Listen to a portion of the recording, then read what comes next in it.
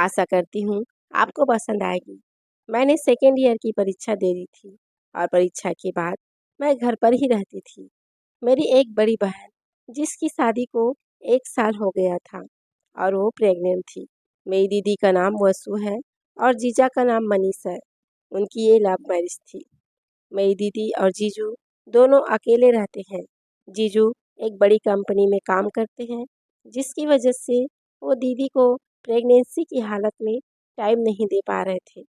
एक दिन दीदी का मम्मी के पास फ़ोन आया और दीदी ने मम्मी से कहा, रोमा की परीक्षा खत्म हो गई है और वो अब घर में ही है, तो आप उसे कुछ दिन के लिए मेरे पास भिजवा दो। मनीष ऑफिस के काम में बिजी रहते हैं और मैं सारा दिन घर में अकेले रहती हूँ। घर के कुछ काम भी नहीं कर पाती हूँ। अगर रोमा आ जाएगी तो मुझे कुछ आराम हो जाएगा। मैंने यह बात सुनी तो मैं भी जाने के लिए तैयार हो गई। रविवार को जीजू मुझे लेने के लिए आए। रात में ही हमारा ट्रेन से रिजर्वेशन था, क्योंकि गर्मी की छुट्टियां थी तो ट्रेन में हमें एक ही सीट मिली थी और एक सीट आरएसी में मिली थी। रात का टाइम था और सीट एक ही थी। मैं और जीजू सीट पर काफ़ी देर तक बैठे रहे। फिर मुझे नींद आने लगी तो जीजू बोली, रोमा, जब तक कोई और सीट नहीं मिल जाती तुम मेरी गोदी में सर रख कर सो जाओ। मैं अपना सर उनकी गोदी में रख कर लेट गई और आंखें बंद कर ली। मेरा चेहरा उनके ठीक पेट की तरफ था। थोड़ी देर में मुझे अपने सर के नीचे कुछ एहसास हुआ। मैंने नींद की एक्टिंग करते हुए अपना सर थोड़ा हिलाया और हल्की सी ऊह लेकर फिर सोने लगी। मुझे लगा कि उनमें कुछ हलचल हुई। कुछ मिनट बाद मैंने फिर से ऐसा किया। अब मुझे यकीन हो गया कि उन्हें भी एहसास हो रहा है। उन्होंने बैग से एक चादर निकाली और मुझ पर डाल दी और मेरा सर भी ढक दिया। उन्होंने अपना हाथ मेरी कमर पर रख दिया। उनका हाथ हल्के हल्के मेरी कमर को सहला रहा था। मुझे भी बहुत मज़ा आ रहा था। जीजू से अब कंट्रोल नहीं हो रहा था। उनका हाथ अब धीरे धीरे मेरे कमर पर आ गया था और मैं भी इसके मज़े ले रही थी। तभी टीसी आ गया और उसने हम दोनों को एक सीट और दे दी। तब जीजू ने कहा, रोमा, तुम यहाँ अब आराम से सो जाओ, मैं दूसरी सीट पर चला जाता हूँ। रात बीत गई और सुबह हम घर पहुँच गए। घर पहुँचकर दीदी से मिलकर मुझे बहुत अच्छा लगा। घर पहुँचकर जीजू तो सो गए और मैं दीदी से बातें करने लगी। दोपहर हो गई तो मैं खाना बनाने लगी। दीदी ने जीजू को जगाया कि खाना खा लो। तब जीजू आए और उन्होंने मुझे खाना बनाते देखा तो बोले, क्या बात है, रोमा तो बड़ी हो गई है, अब खाना भी बना लेती है। मैंने हंसकर कहा, और क्या, आप मुझे स्टूपिड समझते हो? अगले दिन मैं नहाने जाने लगी तो जीजू ने कहा, रोमा, गेस्ट रूम के बाथरूम का सावर नहीं चल रहा है, तुम हमारे कमरे के बाथरूम में नहा लेना। यह कहकर जीजू ऑफिस चले गए। मैंने उनके कमरे के बाथरूम में जाके नहाने के बाद अपने कपड़े वहीं पर धोने के लिए डाल दिया। शाम को जीजू के ऑफिस से आने के बाद एक और अजीब वाक्य हुआ। मैं अचानक दीदी के कमरे में गई तो देखा कि बाथरूम का दरवाज़ा खुला था और अंदर जीजू सिर्फ कम कपड़ों में थे। मैं वहाँ से भागकर अपने कमरे में आ गई। कुछ दिन बीते, मेरी और जीजू की दोस्ती और बढ़ गई। वो मुझे घूर घूर कर देखते थे तो मुझे भी अच्छा लगता था। फिर जीजू ने मेरे साथ छेड़छाड़ करना शुरू कर दिया। कई बार मेरे गालों को चूम भी लिया। एक आध बार तो उन्होंने दीदी के सामने ही मेरे हाथ पकड़ दिए। इस पर दीदी भी कुछ नहीं कहती थी।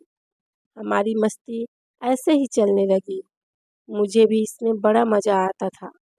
एक दिन दीदी के सामने ही जीजू ने कहा, रोमा, अब तो तुम्हारी भी शादी होगी। शादी के बाद क्या होना है तुझे पता है ना? कोई एक्सपीरियंस है तुझे? नहीं, नहीं तो मुझे से सीख ले कुछ।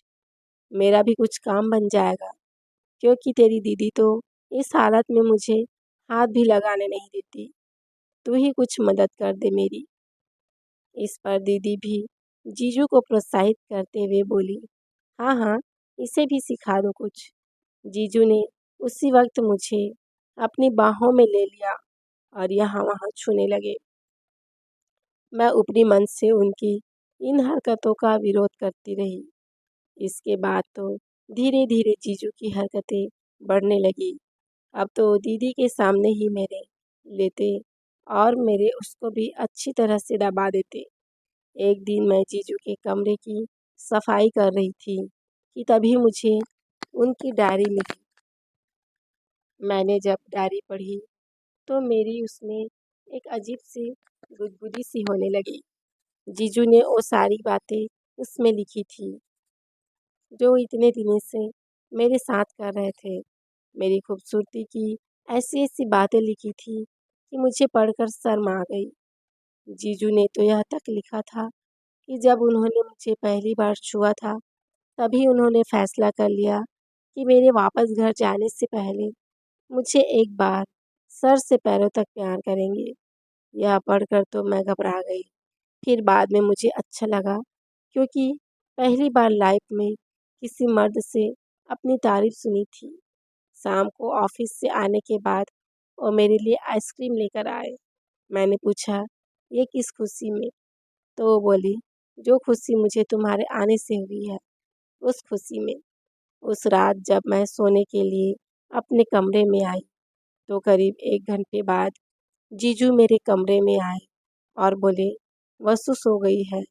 जीजू दीदी को प्यार से वसु बोलते हैं और मुझे नींद नहीं आ रही थी तो तुम्हारे पास चला आया। तुम भी सो गई थी क्या? मैंने बोला, नहीं, अभी नहीं सोई। जीजू मेरे बिस्तर पर बैठ गए और हम बातें करने लगे। जीजू बोले, चलो एक गेम खेलते हैं। मैंने भी हाँ कर दी तो जीजू मेरे करीब आकर लेट गए और मेरे पेट पर हाथ रख दिया। जीजू बोले, तूने कभी गुदगुदी गुदगुदी खेला है? मैंने कहा, नहीं। उस वक्त जीजू ने एक बनियान और निक्कर पहने हुए थे और मैंने नाइटी पहनी थी। जीजू बोले, मैं तुझे गुदगुदी करूँगा। अगर तूने सह लिया और हंसी भी नहीं की तो मैं तुझे इनाम दूंगा। मैंने कहा, ठीक है। जीजू ने मेरे हाथ सर के ऊपर कर दिए और बोले, अगर गुदगुदी हो तो जोर से तकिया पकड़ लेना, पर हाथ मत रोकना। यह कहकर जीजू ने धीरे से मेरे गालों पर हाथ फेरा और बोले, तुम बहुत सुंदर हो उम्र, एकदम गोरी और चिकनी। फिर जीजू ने मेरे कानों के पीछे हाथ फेरा। मुझे अच्छा लगने लगा। फिर एकदम से जीजू ने मेरे अपने हाथ में ले लिया तो मेरे पूरे शरीर में सिहरन दौड़ गई। मैंने कहा, जीजू, बड़ा अजीब फील हो रहा है। जीजू बोले, होगा ही। यह तो सबसे ज़्यादा मज़ेदार गेम है। पता है, तेरी दीदी के साथ इस खेल को खेले हुए मुझे पूरे 5 महीने हो गए हैं और मैं बेहद भूखा हूँ। फिर जीजू ने मेरे उसको धीरे से किया तो मैं तकिया दबाकर पैर पटकने लगी। फिर उन्होंने धीरे से मेरे पेट की नाभि में गुदगुदी कर दी। मुझे मज़ा आ रहा था। फिर जीजू मेरे पैरों के पास आकर लेट गए और मेरे पैरों पर गुदगुदी करने लगे। तभी मैंने अपनी नीचे में से कुछ निकलता हुआ महसूस किया और जीजू को ये बताया।